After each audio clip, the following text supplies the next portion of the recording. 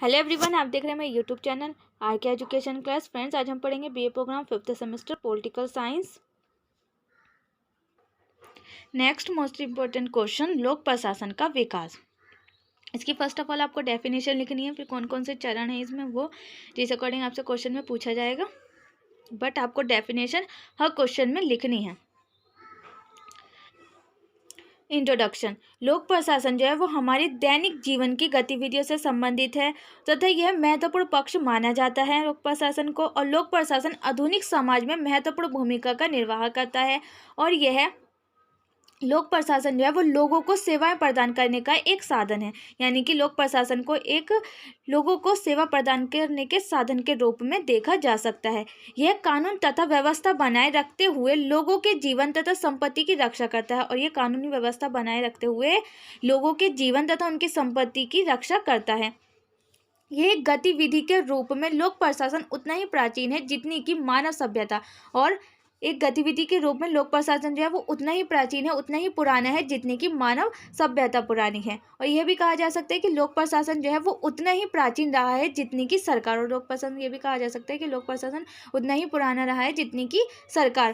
प्रशासन तथा सरकार परस्पर जुड़े हुए हैं और प्रशासन और सरकार जो है वो एक दूसरे से इंटरलिंक है, एक दूसरे से जुड़े हुए हैं। राजनीति के विद्वानों ने सरकार के कार्यों तथा उसके संविधान, राज्य की प्राकृतिक संप्रभुता, शक्ति के विषय पर व्यवस्थित रूप से लिखा। और यह कहा जा सकता है जो राजनीति के विद्वान थे उन्होंने सरकार के जो कार्य किए गए हैं का संविधान, राज्य की प्राकृतिक संप्रभुता, शक्ति के विषय पर व्यवस्थित रूप से उन्होंने लिखा है। और एक व्यवस्थित अध्ययन या अकादमिक अनुशासन के रूप में लोक प्रशासन के विकास का प्रारंभ 19वीं शताब्दी के उत्तरार्ध से हुआ है। और लोक प्रशासन का जो आरंभ हुआ है वो 19वीं शताब्दी से हुआ है, जब वुडारो विलियमसन का लेख द स्टडी ऑफ एडमिनिस्ट्रेशन 1887 में पॉलिटिकल साइंस क्वार्टरली में प्रकाशित हुआ था। परंतु इस समय तक लोक प्रशासन को विज्ञान की एक शाखा के रूप में नहीं माना जाता। लेकिन लोक प्रशासन को इस टाइम तक विज्ञान की शाखा के रूप में नहीं माना जाता था।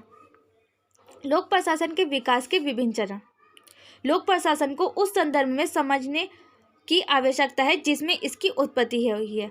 लोक प्रशासन को उस संदर्भ में ही समझने की आवश्यकता है जिसमें इसकी उत्पत्ति हुई है। टाइम के अकॉर्डिंग ही राज्य की गतिविधियों में भी चेंजेस आए हैं, साथ ही राज्य को चलने वाले लोक प्रशासन का स्वरूप भी बदला है। और साथ ही जो राज्य का चलाने का जो स्वरूप था उसमें भी चेंजेस हुए हैं। आधुनिक समय में लोक प्रशासन के स्वरूप को राज्य के प्रवर्तित सामाजिक आर्थिक संदर्भ में समझा जाता था। पहले आधुनिक समय के टाइम में लोक प्रशासन को राज्य के प्रवर्तित सामाजिक आर्थिक संदर्भ के रूप में ही समझा जाता था। यह कहा जा सकता था कि लोक प्रशासन जो है वो सामाजिक आर्थिक संदर्भ में किसी विशेष उद्देश्य को प्राप्त करने के लिए कार्य कर रहा है। लोक प्रशासन में सिद्धांतीय तथा व्यवहार दोनों से मिलित है और लोक प्रशासन में सिद्धांत और व्यवहार दोनों ही इंक्लूडेड है। लोक प्रशासन के विकास के विभिन्न चरणों में इसके सिद्धांत तथा व्यवहार दोनों का अध्ययन किया जा सकता है। और लोक प्रशासन के विकास के जो चरण है उसमें भी सिद्धांत और व्यवहार दोनों का ही स्टडी की जा सकती है। और इस प्रकार से लोक प्रशासन के विकास का विश्लेषण 5 चरणों में किया जा सकता है। 1970 से आगे। प्रथम चरण, राजनीतिक प्रशासन द्विभाजन। 19वीं शताब्दी के अंतिम दशकों के मध्य राज्य की भूमिका न्यूनतम थी। मुक्त प्रतिस्पर्धा तथा मुक्त बाजार को महत्व दिया गया। और मुक्त प्रतिस्पर्धा तथा मुक्त बाजार को महत्व दिया गया था, ज़्यादा इंपॉर्टेंस दी गई थी मुक्त बाजार को।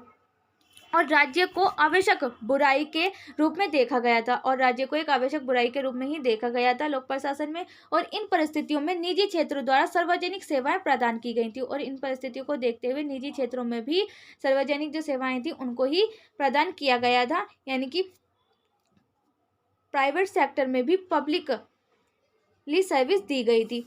लोक प्रशासन के मौलिक सिद्धांत इन प्रारंभिक दिनों में उभरे तथा यह कहा जा सकता है कि यह लोक प्रशासन के विकास का पहला चरण था। और यह कहा जा सकता है कि लोक प्रशासन के विकास का पहला चरण था, जहां 1887 में वुडरो विल्सन का लेख the study of administration political science quarterly में प्रकाशित हुआ था, जिसे लोक प्रशासन का प्रथम लेख माना जाता है। ये लेख ऐसे समय में लिखा गया था जब जनहित में सेवाएं प्रदान करने के लिए भ्रष्टाचार को मिटाने तथा दक्षता बढ़ाने की आवश्यकता थी। ये लेख उस टाइम पर लिखा गया था जब जनहित में सेवाएं प्रदान करने के लिए भ्रष्टाचार को खत्म करने की, दक्षता की बढ़ाने की आवश्यकता थी। प्रशासन के वैज्ञानिक अध्ययन से उनका तात्पर्य यह था कि व्यवस्थित ज्ञान की एक शाखा के साथ था जो प्रशासन के क्षेत्र में सुधार कर सके, उसे इम्प्रूव कर सके प्रशासन में को, और इस क्षेत्र में जो कमियां हैं उनको भी कम किया जा सके।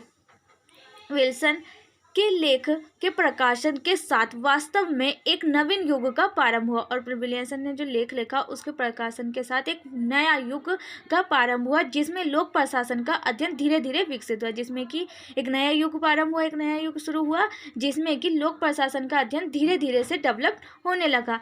विल्सन ने राजनीति तथा प्रशासन के माध्यम अंतर करते हुए तर्क दिया कि प्रशासन केवल नीतियों के कार्यान्वयन से संबंधित है। उन्होंने तर्क देते हुए कहा कि प्रशासन जो है केवल नीतियों के कार्यान्वयन से संबंधित है। अतः इस चरण को राजनीति तथा प्रशासन के विभाजन के रूप में भी जाना जाता है, और इसको राजनीति तथा प्रशासन के बीच में विभाजन के रूप में भी इसको जाना जाता है, जहाँ राजनीति का कार्य नीतियाँ बनाना तथा प्रशासन का कार्य नीतियों को कार्यान्वित करना था। जहाँ पर कि राजनीति का कार्य क्या था, नीतियाँ बनाए, वो पॉलिसी रेडी करे, और प्रशासन उनको पॉलिसी को लागू करे। यद्यपि विल्सन का कार्य लोक प्रशासन के विकास में प्रथम पग माना जाता है, और विल्सन का जो कार्य है वो लोक प्रशासन के विकास के लिए प्रथम कार्य माना जाता है, उनके द्वारा ही इसको लागू किया गया था। परंतु 1900 में फ्रैंक जे गुडानो के लेख पॉलिटिक्स एंड एडमिनिस्ट्रेशन के प्रकाशन द्वारा इसे स्वीकृति प्रदान की गई, और इसके बाद इसको एक्सेप्टेंस प्राप्त हुई। इस लेख में उन्होंने राजनीति तथा प्रशासन के पृथक करने की बात की थी। उन्होंने इसमें राजनीतिक और प्रशासन को पृथक करने, अलग करने की बात की थी तथा इसे सरकार के दो पृथक कार्यों के रूप में माना था, और इसको सरकार के द्वारा दो अलग अलग कार्यों के रूप में माना था। जहां राजनीति का संबंध राज्य की नीतियों की अभिव्यक्ति से है, वही प्रशासन का संबंध इन नीतियों के कार्यान्वयन से है। जहां पर कि राज्य का जो संबंध है वो नीतियों को बनाने से है, नीतियां बनाए, पॉलिसी रेडी करे, और प्रशासन उन नीतियों को लागू करे, उनसे कार्य करवाए। इसके अंतर्गत लोक प्रशासन का कार्य कानून व्यवस्था बनाए रखना तथा एकीकृत करना था उनका, और लोक प्रशासन का कार्य क्या था, कानून व्यवस्था को बनाए रखना और उसको एकत्रित करे, उसको लागू करे। 20वीं शताब्दी के प्रारंभ में लोक प्रशासन पर ध्यान दिया गया। संयुक्त राज्य अमेरिका में विश्वविद्यालयों में सार्वजनिक सेवा आंदोलन हुए जिन्होंने लोक प्रशासन के विकास में योगदान दिया। लोक प्रशासकों को प्रशिक्षित करने के लिए विशेष व्यावसायिक स्कूलों के अनुशासन किए गए। 1920 के दशक में लोक प्रशासन ने L.D. वाइट के प्रकाशन introduction to the study of public administration के साथ शैक्षिक वैधता प्राप्त करना प्रारंभ किया। इस पुस्तक को इस क्षेत्र में प्रथम पुस्तक के रूप में मान्यता, और इस दौरान ही निजी प्रशासन के माध्यम साझेदारी दृष्टिगत हुई और प्रशासन के उन सार्वभौमिक सिद्धांतों का पता लगाना आवश्यक समझा गया जो कि सभी राष्ट्रों पर लागू हो सकते थे। इस चरण के तहत भी राजनीतिक तथा प्रशासन के विभाजन पर बल दिया गया था तथा एक मूल्य मुक्त प्रबंध विज्ञान विकसित करने का प्रयास किया गया, और निसंदेह पहले चरण में राजनीति तथा प्रशासन का विभाजन किया गया था, जो दूसरे चरण में भी लिया गया था। निसंदेह किसी भी संदेह नहीं किया जा सकता, उसमें राजनीतिक और प्रशासन के बीच विभाजन किया गया था, और दूसरे चरण में भी इसको लिया गया, परंतु पहले चरण में अध्ययन की प्रविधि विधिक के स्थान पर वैज्ञानिक थी, और द्वितीय चरण में लोक प्रशासन के सभी जो विचारक थे उन्होंने वैज्ञानिक सिद्धांतों पर बल दिया। राजनीतिक प्रशासन के विभाजन के विचार को यथावत रखा गया तथा प्रबंध के मूल्य मुक्त विज्ञान पर भी बल दिया गया, और इस चरण में यह कहा गया कि प्रशासन के नियम उपस्थित हैं जिन्हें खोजा तथा बढ़ाया जाना चाहिए, कि प्रशासन के जो नियम हैं वो उपस्थित हैं, ऑलरेडी है, उनको खोजा जाना चाहिए और उनको बढ़ाया जाना चाहिए। अर्थव्यवस्था तथा दक्षता को प्रशासनिक प्रणाली के मुख्य उद्देश्य तथा सिद्धांतों के रूप में सम्मिलित किया गया था, जिससे कि कम मूल्यों पर प्रशासन में उत्कृष्ट सेवाएं प्रदान की जा सकें। यदि विल्सन को लोक प्रशासन का नेता माना जाता है तो मैक्स वेबर को लोक प्रशासन के विषय पर एक आदर्शवादी माना जाता है। वेबर की आदर्शवादी नौकरशाही किसी भी संगठन की अवधारणा के लिए मौलिक रही है, जो कि मूल्य मुक्त भी है, और इन्होंने सामाजिक संगठन की अवधारणा को प्रस्तुत किया था तथा संरचनात्मक विशेषताओं की विवेचना की, जिसमें श्रम विभाजन तथा कार्य के पदानुक्रम को एक महत्वपूर्ण विशेषता के रूप में देखा जा सकता है। और कहा जा सकता है कि वेबर की नौकरशाही अवैयक्तिक तथा तटस्थ है, जिसे तर्कहीन तथा भावनात्मक मूल्यों से दूर रखा गया था। इस प्रशासन के इन सिद्धांतों से यह समझने में हेल्प मिलती है कि संगठन जो है वो किस प्रकार से कार्य करता है। तृतीय चरण, चुनौतियों का युग। 1930 के दशक में राज्य की प्रकृति में परिवर्तन देखा गया, जिसने लोक प्रशासन की प्रकृति को भी प्रभावित किया। 1930 के दशक में राज्य की प्रकृति में परिवर्तन देखे गए, जिसने कि लोक प्रशासन की प्रकृति जो थी उसको भी अफेक्ट किया। निजी क्षेत्र तथा बाजार नागरिकों की आवश्यकताओं को पूर्ण करने में विफल रहे, और निजी क्षेत्र तथा बाजार जो थे वो नागरिकों की जो आवश्यकताएं थी उनको पूर्ण नहीं कर पाए, उसको पूर्ण करने में वो सक्सेसफुल नहीं हुए। बाजार को राज्य के नियंत्रण में लाना पड़ा। सार्वजनिक प्रबंधन के लिए सार्वजनिक सेवाओं के प्रति व्यावसायिक दृष्टिकोण रखने वाले जो कुछ पेशेवर हैं उनकी व्यक्तियों की आवश्यकता होती है। लोकतंत्र के अंतर्गत आदर्श मूल्य पर बल दिया गया और यह स्वीकार किया गया कि आर्थिक, सामाजिक तथा राजनीतिक नीतियों का एक दूसरे पर प्रभाव पड़ता है। ये भी एक्सेप्ट किया गया है कि राजनीतिक, सामाजिक और जो पॉलिटिकल हैं उनका नीतियाँ जो हैं उनका एक दूसरे पर इफेक्ट पड़ता है। लोक सेवकों के कार्य में न केवल कानून तथा व्यवस्था बनाना सम्मिलित है, अपितु सार्वजनिक नीतियों के निर्माण में उनकी महत्वपूर्ण भूमिका भी स्वीकार किया गया था। यहाँ विभाग ना तो एक दूसरे से अलग थे, न ही कार्य विभाजित था। इस चरण में यह अनुभव किया गया कि राजनीति तथा प्रशासन आपस में संबंधित हैं, और यह अनुभव किया गया, एक्सपीरियंस किया गया कि राजनीति और प्रशासन जो है वो दोनों आपस में जुड़े हुए हैं। यह वह समय था जब 1940 के दशक में वैज्ञानिक प्रबंध की आलोचना की गई थी। ये वो टाइम था जब 1940 का जो दशक था उसमें वैज्ञानिक जो प्रबंध थे उनकी आलोचना की गई थी, उनको क्रिटिसाइज किया गया था। और यह अनुभव किया गया कि किसी संगठन में उत्पादकता बढ़ाने के लिए न केवल वैज्ञानिक सिद्धांतों पर बल दिया जाना चाहिए, अपितु मानवीय पक्ष भी एक महत्वपूर्ण भूमिका निर्वाह करता है। और ये इस टाइम पर यह सोचा गया कि जो उत्पादक बढ़ाना है, उस प्रोडक्शन को बढ़ाने के लिए वैज्ञानिक सिद्धांत पर ही बल नहीं दिया जाना चाहिए, बल्कि मानवीय पक्ष पर भी ध्यान दिया जाना चाहिए, उनकी इम्पोर्टेंस को भी समझना चाहिए।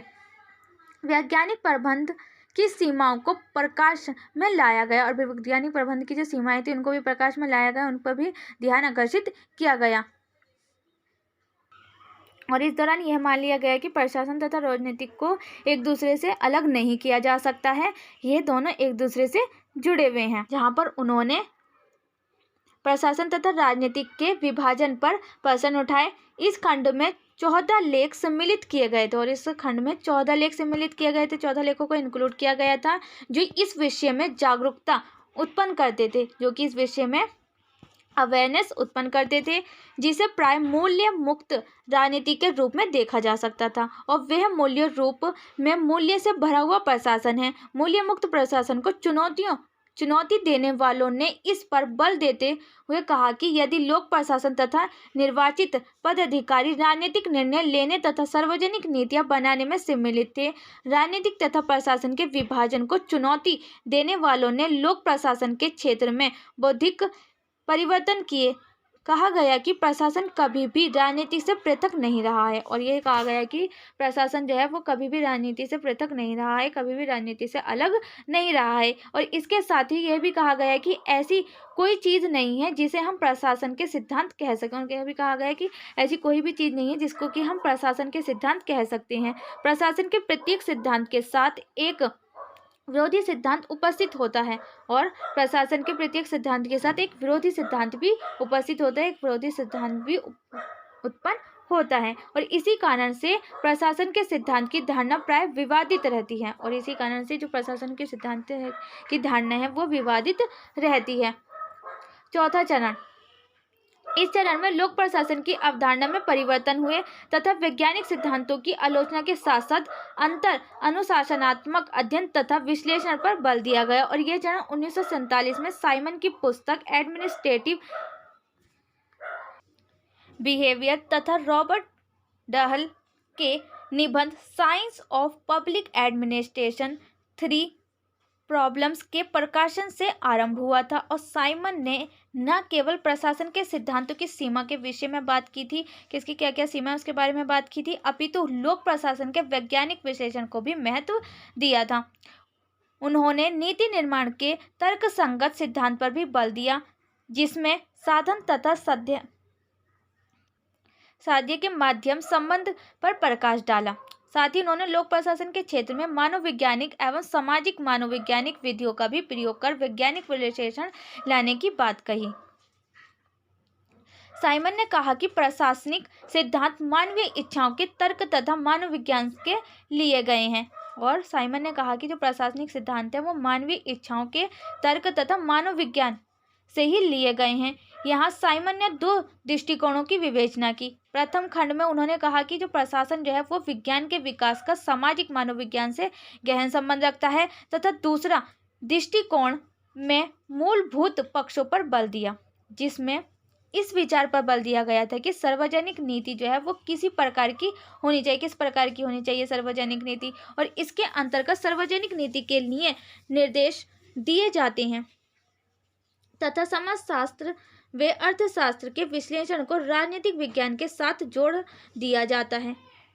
साइमन इस बात से अवगत थे कि इस प्रकार से लोक प्रशासन अपना स्वतंत्र अस्तित्व खो सकता है और साइमन जो थे इस बात को जानते थे कि लोक प्रशासन जो है वो अपना स्वतंत्र जो अस्तित्व है उसका वो खो सकता है, परंतु उन्होंने इस बात पर भी बल दिया कि दोनों विचार एक साथ उपस्थित होने चाहिए। उन्होंने इस बात पर भी बल दिया कि जो दोनों विचार हैं वो एक साथ ही उपस्थित होने चाहिए, दोनों अलग अलग उपस्थित नहीं होने चाहिए, क्योंकि एक विषय के रूप में लोक प्रशासन एक विकास उन पर निर्भर है। एक विषय के रूप में लोक प्रशासन का जो विकास है वो उस पर निर्भर है। इस चरण में प्रशासन के विकास में 3 महत्वपूर्ण समस्याओं का उल्लेख किया गया है। पहली समस्या में बताया गया था कि विज्ञान मूल्य मुक्त है। पहली समस्या में क्या बताया गया, विज्ञान जो है वो मूल्य मुक्त है जबकि मूल प्रशासन जो है को प्रभावित करता है। मूल्य मुक्त जो है पर लोक प्रशासन को प्रभावित करता है। और दूसरी समस्या में कहा गया था कि लोक प्रशासन जो है वो विज्ञान के विकास के लिए मानवीय पक्षों का अध्ययन आवश्यक है, कि मानवीय पक्षों के लिए उसका अध्ययन करना आवश्यक है। मानव व्यवहार सभी संभावित विविधताओं तथा अनिश्चितताओं से भरा हुआ है जिसके कारण इसे वैज्ञानिक रूप से जांचना असंभव है। और तीसरी समस्या के अंतर्गत यह कहा गया था कि सीमित राष्ट्रीय एवं ऐतिहासिक संदर्भों से लिए गए उदाहरणों के आधार पर सार्वभौमिक सिद्धांतों का पता लगाने की प्रवृत्ति है और यह प्रशासन के मूल्य सिद्धांतों की निंदा की गई थी। लोक प्रशासन वैज्ञानिक नहीं है अपितु मौलिक, सार्वभौमिक नहीं अपितु राष्ट्रीय की संस्कृति से जुड़ा हुआ है। लोक प्रशासन जो है वो वैज्ञानिक नहीं है अपितु मौलिक और सार्वभौमिक भी नहीं है, लेकिन राष्ट्रीय की संस्कृति से जुड़ा हुआ है। और इस प्रकार डाहल द्वारा वर्णित ये समस्याएं प्रशासन विज्ञान के विकास में बाधा उत्पन्न करती हैं। 5वां चरण, द्वितीय विश्व युद्ध के बाद एशिया, अफ्रीका तथा लैटिन अमेरिका में नए राष्ट्रों का निर्माण हुआ तथा लोक प्रशासन के अध्ययन में भी नई नई प्रवृत्तियां प्रस्तुत की गईं और इस दौरान नए स्वतंत्र राष्ट्रों के प्रशासनिक स्वरूप को नए परिवेश में समझना आवश्यक था, नए रूप में अंडरस्टैंड करना आवश्यक था। और पश्चिमी विद्वानों, विशेष रूप से संयुक्त राज्य अमेरिका के विद्वानों ने एक नए स्वतंत्र राष्ट्रों की प्रशासनिक प्रकृति का अध्ययन करने में अधिक रुचि व्यक्त की। और इस टाइम पे यह कहा जा सकता है कि नए समय की जो परिस्थितियां थी, तत्वों की प्रासंगिकता को स्वीकार किया जा रहा था और इस परिप्रेक्ष्य में राष्ट्र की विभिन्न प्रशासनिक व्यवस्थाओं के प्रभावों का अध्ययन करने पर भी बल दिया गया। और इस दौरान प्रशासन के अध्ययन ने तुलनात्मक परिस्थिति तथा विकास प्रशासन पर बल दिया, जिसमें डवाइट, वोल्डो, डब्ल्यू. रिगिस तथा एडवर्ड विडनर ने प्रमुख रूप से योगदान दिया तथा उन सभी ने लोक प्रशासन के क्षेत्र में विस्तार पर बल दिया। और इस चरण में लोक प्रशासन में नए लोक प्रशासन का उदय देखा गया। और इस चरण के दौरान लोक प्रशासन के विकास में नीति चयन का जो स्कूल था उसको अन्य महत्वपूर्ण अनुशासन के रूप में उभरा, जिसने नौकरशाही और एकाधिकार को उत्पन्न होने वाली जो बुराई थी उनको समाप्त कर दिया, उनको खत्म कर दिया। और कहा गया है कि नौकरशाही पर नियंत्रण होना चाहिए। इसने प्रतिस्पर्धा तथा निजीकरण पर बल दिया तथा लोकतांत्रिकरण को तथा विकेंद्रीकरण पर ध्यान केंद्रित करना था। इसके मुख्य उद्देश्य क्या था? नागरिकों के हितों को ध्यान में रखना, जो नागरिक के हित हैं उनको ध्यान में रखना, पारंपरिक नौकरशाही को कम करना तथा लोकतांत्रिकरण तथा विकेंद्रीकरण पर ध्यान केंद्रित करना। यहाँ के नव लोक प्रबंध का मुख्य उद्देश्य नागरिकों को सशक्त बनाना था। और यहाँ के जो नव लोक प्रबंध था उसका मुख्य उद्देश्य क्या था? नागरिकों को सशक्त बनाना। इसमें सहभागी प्रबंध तथा सामुदायिक शासन भी सम्मिलित था तथा नागरिकों को सक्रिय उपभोक्ता के रूप में देखा गया। और नागरिकों को सक्रिय उपभोक्ता के रूप में देखा गया। शासन में गैर सरकारी संगठनों तथा समुदाय आधारित संगठनों की भूमिका को स्वीकार किया गया। इन्होंने पूरक सार्वजनिक अभिकरणों के रूप में देखा गया। नव लोक प्रबंध में यह भी कहा गया था कि नागरिकों को कार्यक्रमों तथा नीतियों के निष्क्रिय प्राप्तकर्ता के रूप में नहीं देखा जा सकता है।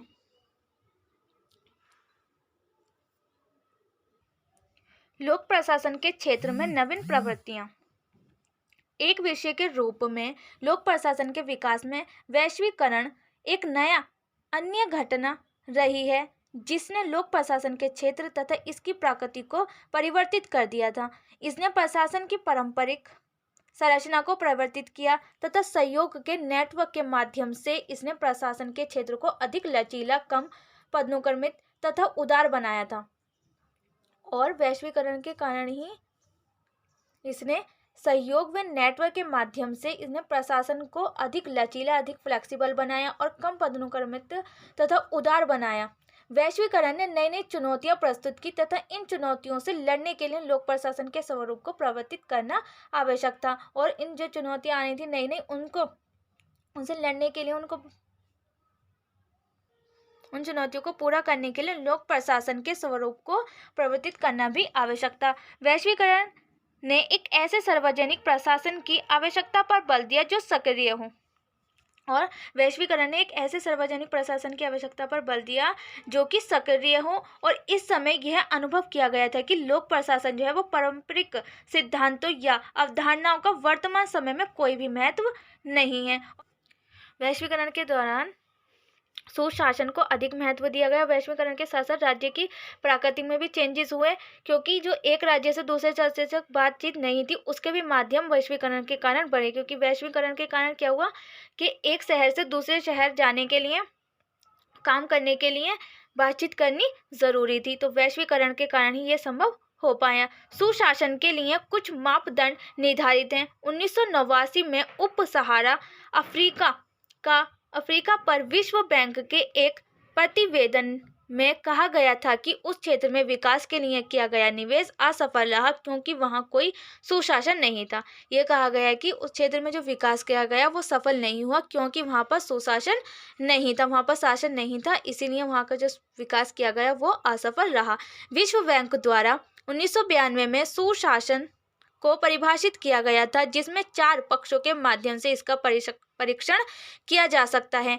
सार्वजनिक क्षेत्र के प्रबंध, उत्तरदायित्व, विकास के लिए कानूनी संरचना, सूचना तथा पारदर्शिता। सुशासन में राज्यों को एक ऐसे माध्यम के रूप में देखा गया जो बाजार प्रणाली का समर्थन करता है। और विश्व बैंक द्वारा राज्य की भूमिका की व्याख्या भी की गई। राज्य के 2 दायित्व हैं। सबसे पहला दायित्व है कि राज्य या सरकार बाजार के सुचारू संचालन के लिए आवश्यक नियम बनाएगी तथा उन्हें लागू करेगी। और दूसरा कि यदि बाजार विफल हो जाता है तो उसके सुधार के लिए हस्तक्षेप करेगी। पहला क्या था कि वो बाजार को अच्छे से चलाने के लिए उसके लिए नियम बनाएगी और उन नियमों को लागू भी करेगी। ये नहीं कि बस नियम बना दिए लागू नहीं करने, नहीं, उन्हें नियम भी बनाएगी और उसको लागू भी करेगी। और दूसरा ये था कि अगर बाजार विफल हो जाता है, अगर बाजार किसी कारण से सक्सेसफुल नहीं होता है, तो उसके जो सुधार करने हैं उसमें वो करेगी और उसके लिए उसमें हस्तक्षेप करेगी, सुधार करने के लिए, यानी कि सुधार करने के लिए आगे आएगी।